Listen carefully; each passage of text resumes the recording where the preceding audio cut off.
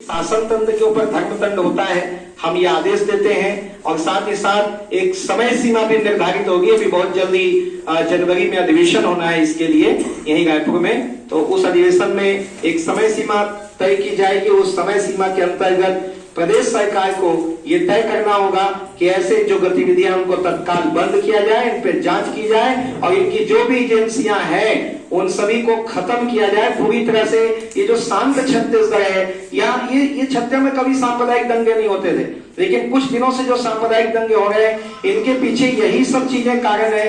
ये जो पैसा आ रहा है, ये जो घुसपैठी आ रहे हैं, तो इनको हटाने के लिए हलाला को हटाना बहुत जरूरी है, हलाल सर्टिफिकेट को हटाना बहुत जरूरी है। ये हम सब लोग इस बात में सहमत हैं और पूरा छत्तीसगढ़ संत समाज आज के इस प्रेस कांफ्रेंस में मेरे द्वारा हिंदू जनजागृति समिति के साथ है।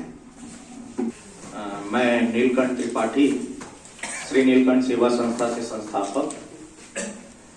अभी जो आज की प्रेस वार्ता है इसमें हलाल सर्टिफाइड का हम सब विरोध कर रहे हैं। हिंदू जनजागृति कई वर्षों से इसको लेकर के आंदोलन भी करते आई है और इसमें हम सब भी इनके साथ रहे हैं, क्योंकि जिस प्रकार से उत्तर प्रदेश में हलाल सर्टिफाइड को बैन किया गया है, हम सब की यही मांग है कि छत्तीसगढ़ में भी हलाल सर्टिफाइड को बैन किया जाए, क्योंकि कोई भी संगठन, कोई भी संस्था सर्टिफाइड नहीं दे सकती है। और यही हम मांग करते हैं कि हलाल सर्टिफाइड का बैन किया जाए। और यहाँ पर जिस प्रकार से ये जो जमीयत उलेमा जो संगठन है वो आतंकवाद को भी बढ़ावा देती है। जब आतंकवाद यहाँ पे पकड़े जाते हैं तो जो केस होता है उसको केस लड़ने के लिए फंडिंग भी यही संगठन देती है।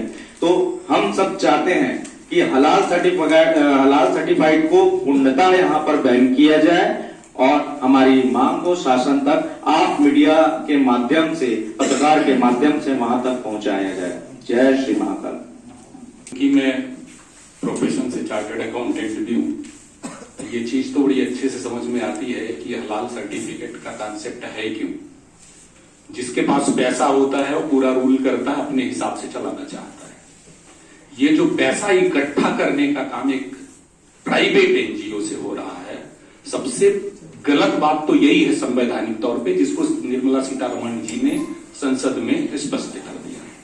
तो अब उसके बाद इसको चलाना और इसका फंड देश हित में नहीं लगा के देश को नुकसान करने में लगाना सबसे बड़ी कमी है, जिसको तुरंत बैन करना चाहिए। और इसके लिए जन जागृति समिति ये जो आप देख रहे हैं, हम लोग इसमें काफी सालों से प्रयास कर रहे हैं। अन्य संस्थाओं के साथ मिलकर भी अभी जो राष्ट्र हिंदू सुरक्षित राष्ट्र सुरक्षित, जिसमें विष्णु शंकर जैन साहब, सुरेश चौहान जी आए थे, छत्तीसगढ़ में एक बहुत बड़ा कार्यक्रम इस पे हुआ था। और आगे भी जन जागृति के माध्यम से सारी जगह किए ही जा रहे हैं। अभी फडणवीस जी से भी मुलाकात करके महाराष्ट्र में भी बैन करने का चल ही रहा, मध्य प्रदेश में चल रहा है, राजस्थान में भी अभी चलेगा।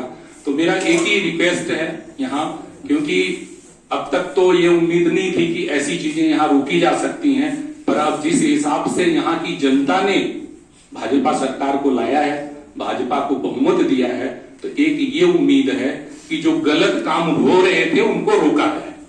और यदि नहीं रोका गया तो फिर इनके आने का भी मैं समझता हूं कोई मतलब नहीं हो पाएगा।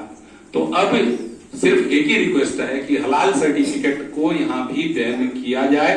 चूंकि दूसरे स्टेट कर चुके हैं तो ऐसा भी नहीं है कि हम कोई नया करने जा रहे हैं या हम कुछ अलग से करने जा रहे हैं।